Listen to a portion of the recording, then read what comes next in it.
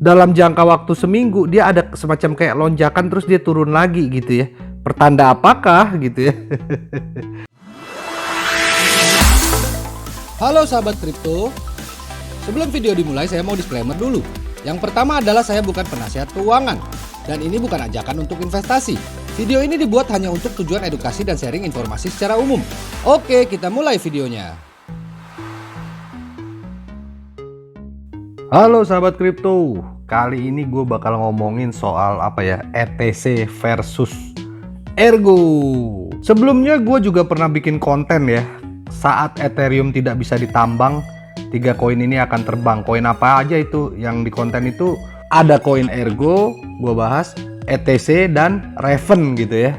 Tapi sekarang gue mau coret Raven gitu ya, Raven coin ini karena harganya gitu-gitu aja, terus udah gitu kurang diminatin sama miner ya, karena bikin VGA card atau GPU-nya tuh panas gitu ya, jadi memperpendek umur GPU gitu ya. Dan di konten itu juga ada yang komen tentang koin Flux bang, dia bilang gitu ya.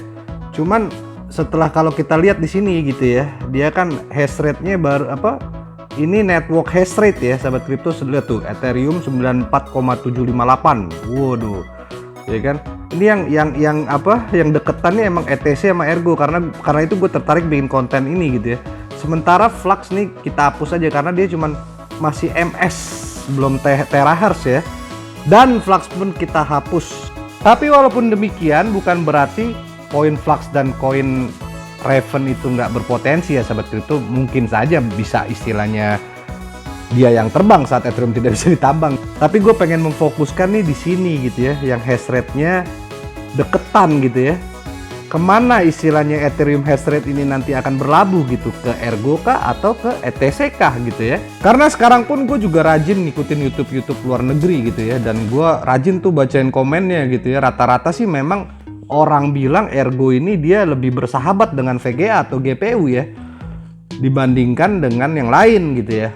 Jadi gue baca banyak komen kalau algoritma Autolycos ini dia lebih rendah wattnya dan istilahnya lebih bersahabat sehingga VGA bisa berumur lebih panjang, gitulah rata-rata komennya ya. Sebelum kita bahas lebih lanjut, gue pengen ke Twitternya Tim Beko ya, Tim Beko ETH. We've set up more recurring things between client teams over the next month to make sure we keep progressing on this. I said on the call that roughly 1 month from now is when we probably need to make a call about pushing back the difficulty bomb or not. Jadi udah banyak juga yang bertanya tentang difficulty bomb ini gitu ya, kapan gitu ya. Dan tweet dia juga dijawab sama DT ETH gitu ya. 1 month from now we'll know if it is gonna be June or December. Is there a betting market for this? Terus si Tim Beko ini juga jawab lagi ya, there's no reason that if it isn't June it would be December.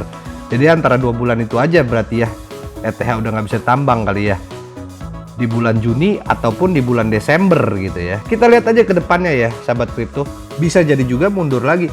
Kalau misalnya sampai bulan Desember ya udah kita mining bisa lebih lama gitu ya. Sekarang kita lanjut bahas ETC versus Ergo ya sahabat kripto. Sebelumnya kita kesini dulu yuk Ethereum hash rate. Nah Ethereum hash rate total networknya dia ini ada 947,58 terahertz ya. Dia sempet PHS nih petahertz kalau nggak salah ya. Dengan terahertz atau petahertz yang sebesar ini gitu ya, begitu dia nggak bisa ditambang ya kan, ini VGA nya berapa ini kan ya. Pada kemana ini miner gitu ya. Itu dia yang kita mau bahas sekarang ini, apakah ke ETC atau ke Ergo gitu ya. Kita kembali lagi bandingin ya sahabat kripto. Kalau dari hash rate ya kan, Ethereum Classic ini ya masih begitu-begitu aja gitu ya. Nah kalau sana Ergo ini dia dalam jangka waktu seminggu dia ada semacam kayak lonjakan terus dia turun lagi gitu ya. Pertanda apakah gitu ya. Tapi nggak tahu juga ya. Sekarang gue mau lihat ke hash rate-nya Ergo gitu ya. Nah ini yang gue maksud gitu ya sahabat kripto ya. Tuh di tanggal 27 Maret dia ada lonjakan ya, seret gitu ya. Lonjakan sampai lebih dari 25 terahertz loh. Ya kan dari 14 dari berapa nih? Dari 10 ke cut gitu ya. Apakah ini miner-miner istilahnya pada spekulasi gitu ya, dia mindahin dulu sebentar mesinnya ke Ergo, surut begitu dapat koinnya perlahan turun lagi, balik lagi ke Ethereum gitu ya. Gue juga nggak tahu nih kenapa bisa ada lonjakan Ergo gitu ya. Sementara kalau lu lihat hash rate Ethereum klasik, ya dia standar aja ya sahabat kripto ya, di 25 terahertz ini gitu ya, turun naik gitu ya. Nggak ada lonjakan seperti tadi gitu ya. Sekarang kita masuk ke difficulty ya sahabat kripto ya. Ini kayak difficulty Ethereum ya, 12,92 ya. Nah ini difficulty Ergo juga ada lonjakan. Ini lumayan banyak VGA yang masuk ke Ergo gitu ya. Set lonjakan terus. Kalau Ethereum klasik kita lihat di sini tuh stabil ya, seret gitu ya grafiknya gitu ya. Kita lihat dulu ETC ya sahabat kripto ya. Nah kan dia stabil tuh ya. Jadi istilahnya ini gue ambil yang chart 1 week gitu ya. Tuh dia ada kenaikan cuman seret agak stabil gitu ya. Nah sekarang kita ke Ergo ya sahabat kripto ya. Berbeda dengan Ergo difficulty-nya ya sahabat kripto ya. Ini gue sama ya, gue ambil di 1 week gitu ya. Di sini dia awalnya 1,5 P nih, ya kan? Tiba-tiba ada lonjakan sampai 2 P gitu kan, bahkan lebih gitu ya.